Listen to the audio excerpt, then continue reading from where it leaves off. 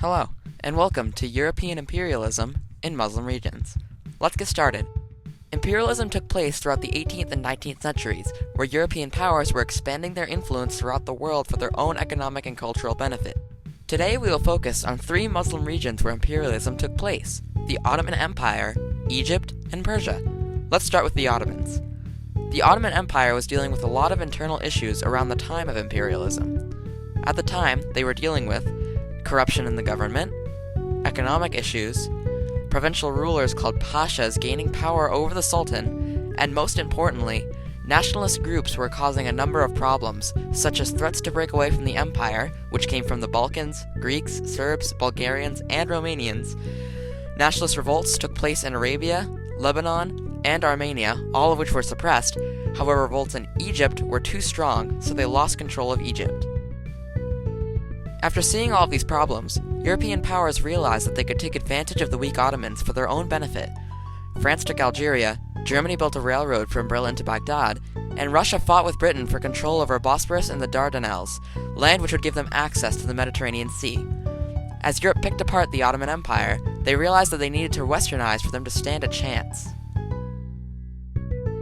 They reorganized the bureaucracy, trained their military through Western experts, and improved many things like tax collection, railroads, education, medicine, and farming. All of this helped, but there was still a problem. The Sultan, who ruled over the empire, was repressive to the Ottoman people.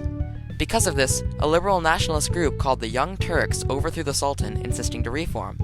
However, around the same time, another group of Armenian nationalists emerged from the eastern mountains of the empire. The Armenians were a minority who wanted independence from the empire, but this just ended up creating tension between the nationalist groups. To top it all off, the Ottoman Empire was plunged into World War I around this time, so the Young Turks couldn't follow through with their reforming plans.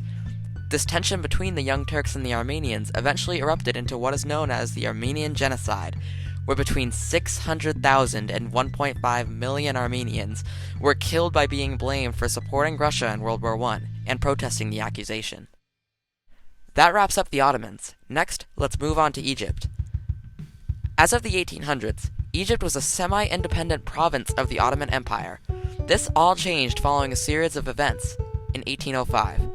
Let me introduce you as someone named Muhammad Ali. No, not the boxer.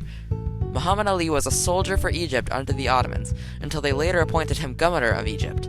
He was very ambitious, so when Napoleon invaded the area and Egypt fell into civil war, he used the opportunity to seize power in 1805. He became known as the father of modern Egypt because he introduced reforms that made Egypt what it is today. These reforms included improvements on tax collection, reorganizing the landhold system, and developing cotton and other local industries.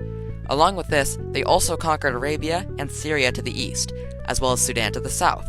They were on their way to becoming a big power until Muhammad Ali died in 1849. Just like with the Ottoman Empire, Europe, mainly Britain and France, took advantage of a weaker Egypt to imperialize.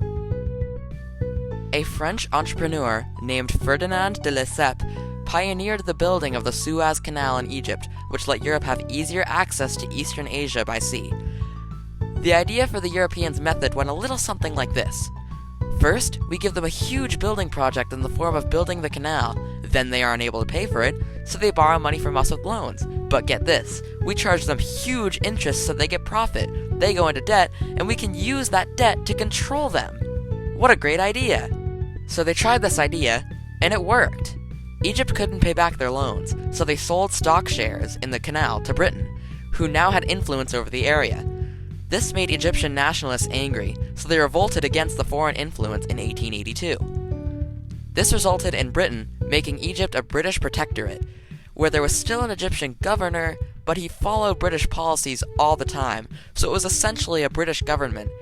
Even though Egypt was modernizing at the time, national discontent against British control grew and grew, in which later years would eventually grow into major protests and riots. That's it for discussion of Egypt. Finally, we'll move on to Persia. At around 1800, Persia was under absolute rule by the Qajar Shahs. This would last from 1794 to 1925. When it came to westernization, they only took mere baby steps by building telegraph lines and experimenting with a liberal constitution. These efforts did not go very far, and didn't ultimately save them from European imperialism either. Britain and Russia both had their own reasons for wanting to control Persia. Britain needed a route to protect their interests in India, while Russia needed to protect their southern frontier. Each country set up their own sphere of influence in Persia, where they controlled the area to an extent for their own benefit. Eventually, a large amount of oil was discovered in Persia, which became a motivation for both Britain and Russia to control the area more heavily. They both convinced the Persian government to give them concessions, or special foreign rights, including the ability to send troops to the area. Persian nationalist groups against foreign control were generally split on how to handle this issue. Some groups sought further westernization to become on par with Western powers, while other, more Muslim-oriented groups condemned westernization and sought to eliminate all traces of Western culture from Persia. This split made it difficult for them to work together on their similar goal of eliminating foreign control. This wraps up the explanation for European imperialism in all three regions.